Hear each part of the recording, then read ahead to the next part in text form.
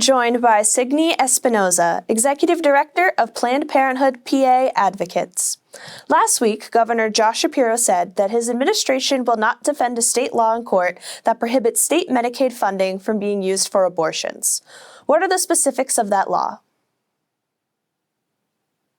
Absolutely. And I just want to start by saying we're so grateful to the Shapiro administration for standing with abortion providers and the need and the reality to expand access to abortion. This Pennsylvania Medicaid ban is a discriminatory ban that we have and embedded in our current law. And it's a huge issue because we know that for too long we've had two systems of access to sexual and reproductive health care in the state of Pennsylvania. One for folks who have means and one for folks who do not. This law quite literally punishes folks for being poor and does not allow folks to use their Medicaid to cover their abortion care. We know that there is robust research that has found that denying access to abortion due to lack of resources truly does undermine public health and poses a range of serious threats and harms to mothers and families more generally. Ruling itself from the Supreme Court that came down months ago, obviously the Pennsylvania Medicaid ban is still in effect, but the ruling overturned the 1985 Fisher precedent, which opens our state court to challenging the ban itself on the basis of sex and gender discrimination. It also Other really great things came from the ruling. Obviously, it also restored and reinvigorated our state equal rights amendment. And also one of the things that really was important to us was that it essentially made clear that Pennsylvania abortion providers do have standing to sue on behalf of their patients, and made very clear that anti-abortion legislators and politicians in the state do not have the authority to intervene in the case. So a lot of really great things came from this ruling, and we are just really, really, really proud to be where we are. We would love to join the 17 other states across the country that allow folks to use their Medicaid for their abortion care. Can you refresh for people who may not be familiar, what is Pennsylvania's laws surrounding abortion?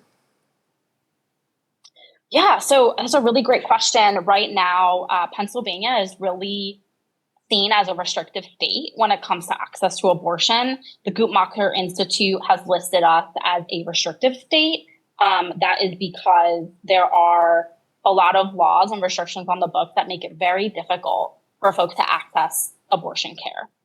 At the time when Roe became the law of the land, we had over 145 abortion providers in the state. To date, today on July 19th, we have 17 providers across the state.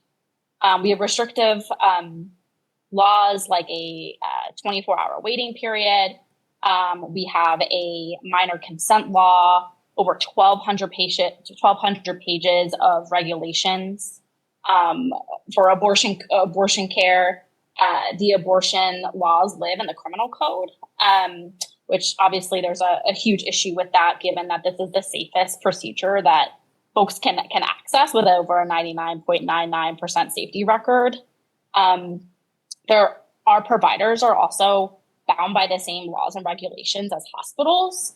So these are what we call TRAP laws, that are administrative laws that essentially make it so it's very difficult for abortion providers to exist. And a lot of providers actually closed their doors after that law was in effect. So there are just countless restrictions on the books. And while we know we're a restrictive state, we also know that we are an opportunity state. And there are a lot of opportunities to grow and expand access to abortion, particularly in a moment right now when surrounding states are turning to a state like Pennsylvania to provide that health care. The Shapiro administration says that not allowing public funds to be used for abortions are against Pennsylvania's constitution, and I know you mentioned them as being discriminatory. Do you agree with his statement about not being constitutional? Yes. Governor Shapiro is absolutely right. We know that the Medicaid ban is the biggest obstacle to abortion access in Pennsylvania, and we know that it is explicitly targeting people that are oppressed. These are folks who have the intersections of gender, race and class. This is, but it does not belong in our Constitution. We are just so proud and grateful for Shapiro and his leadership, for the governor and his leadership to ensure that Pennsylvania may become one of the other states to join the 17 others to allow folks to use their Medicaid coverage to cover abortion care. This conversation about this Medicaid ban is in the news now because the Commonwealth Court recently decided to reconsider the ban's constitutionality due to a court case between the Allegheny Reproductive Health Center and the State Department of Human Services. Can you explain a little bit about this court case? Absolutely. And what the Supreme Court of Pennsylvania said about it, and they explicitly articulated that reproductive autonomy rights are protected by the Pennsylvania Constitution. A majority of the court did not hold that reproductive autonomy is a fundamental right by the Constitution, but they did signal that they might do so when the question does return to court. This is a huge step for reproductive freedom in Pennsylvania. And we know that ultimately, what this comes down to, what this court case is trying to do, is make clear that just because you are a poor woman does not mean that you should not have adequate access to sexual and reproductive health care. Final question, how do you foresee abortion having an impact on the upcoming election? Well, we know what we know is what we know to be true, and that is that abortion is certainly at the top of mind of voters. We know that the past couple cycles, what we've been screaming from the rooftops, and that is that wherever abortion is on the ballot, it certainly wins. We know that the stakes are high in this election, and that abortion will continue to be a winning issue. We've been speaking with Signe Espinoza, Executive Director of Planned Parenthood Pennsylvania Advocates. Thank you so much for your time. Thank you.